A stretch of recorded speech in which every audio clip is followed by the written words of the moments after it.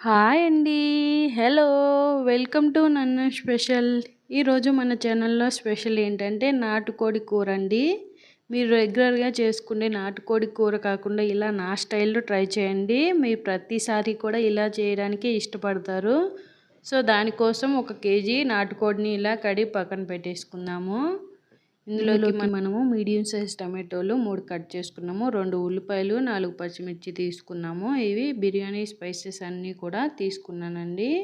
ఒక 4, 5 జీడిపప్పులు, 2 టేబుల్ స్పూన్ల గసగసాలు ఇలా నాననిచ్చేసుకోండి ఒక 2 మినిట్స్.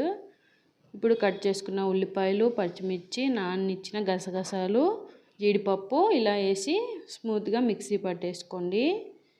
ఇప్పుడు మనము స్టవ్ మీద ప్యాన్ పెట్టేసుకొని 3 టేబుల్ స్పూన్ ఆయిల్ యూజ్ చేసుకొని అందులో మనము బిర్యానీ స్పైసెస్ అన్నీ కూడా యాడ్ చేసి 2 ఎండుమిర్చి, కరివేపాకు కూడా యాడ్ చేసి కొంచెం ఫ్రై అయినాక మనం మిక్సీ పట్టుకున్న పేస్ట్ ఏదైతే ఉందో అది యాడ్ చేసి ఈ పేస్ట్ లైట్గా బ్రౌనిష్ కలర్ వచ్చే వరకు ఫ్రై చేసుకోవాలండి. ఉల్లిపాయలు, పచ్చిమిర్చి పేస్ట్ని ఈ పచ్చివాసన అంతా కూడా పోయే వరకు కొంచెం ఫ్రై చేసుకోవాలి. చూసారు కదా, కలర్ లైట్గా మారిపోయింది. ఇప్పుడు మనం కడిగి పెట్టుకున్న నాటుకోడి చికెన్ ముక్కల్ని యాడ్ చేసేసుకోండి. ఇలా ముక్కలన్నీ కూడా యాడ్ చేసి అంతా ఒకసారి కలిపేసుకోండి.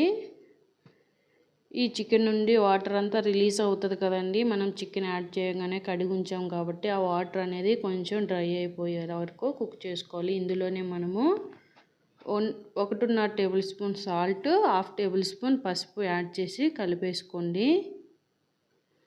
ఇప్పుడు మనము ఈ వాటర్ అంతా రిలీజ్ అయిపోతుంది సాల్ట్ వేయగానే. చూసారు కదా ఎన్ని వాటర్ వచ్చాయో. ఈ వాటర్ అంతా కూడా ఇనికే వరకు, ఆయిల్ బయటకు వచ్చే వరకు కొంచెం కుక్ చేద్దాము. చూసారు కదా, ఇలా కొంచెం ఆయిల్ బయటకు రాగానే కట్ చేసిన టమాటోలు, 2 టేబుల్ స్పూన్ కారము యాడ్ చేసుకొని కలిపేసుకోండి. మీరు ఎలా అయితే కారం తింటారో ఆ కారాన్ని బట్టి యాడ్ చేసుకోండి. నేను మీడియం స్పైసీ చేస్తున్నాను. సో, టమాటాలు ఇలా స్మూత్గా అయ్యాక ఇందులోనే మనము 3 కప్స్ వాటర్ యాడ్ చేసుకోండి. ఎందుకంటే నాటుకోడి అనేది ఉడికేదానికి టైం పడుతుంది కదండి. సో, అందుకనే కొంచెం వాటర్ ఎక్కువ వేసుకొని కుక్ చేసుకోండి. అది కొంచెం దగ్గరకు అయ్యాక వాటరు 2 టేబుల్ స్పూన్ ధనియాల పొడి యాడ్ చేస్తున్నాను. మీకు తెలిసిందే కదా, ఈ ధనియాల పొడి అనేది నేను ధనియాలు, ఎండు కొబ్బరి, వెల్లుల్లి మిక్సీ పట్టి ఆ పౌడర్ యాడ్ చేస్తానండి.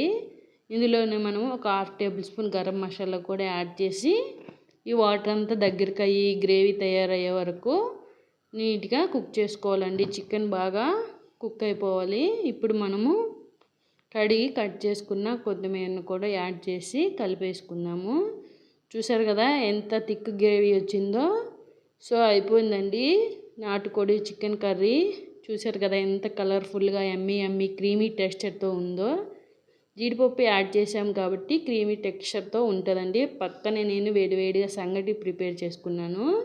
చూసారు కదా అదిరిపోయే కాంబినేషను. మీకు నచ్చినట్లయితే లైక్ చేయండి, సబ్స్క్రైబ్ చేయండి, బెల్ ఐకాన్ని ట్యాప్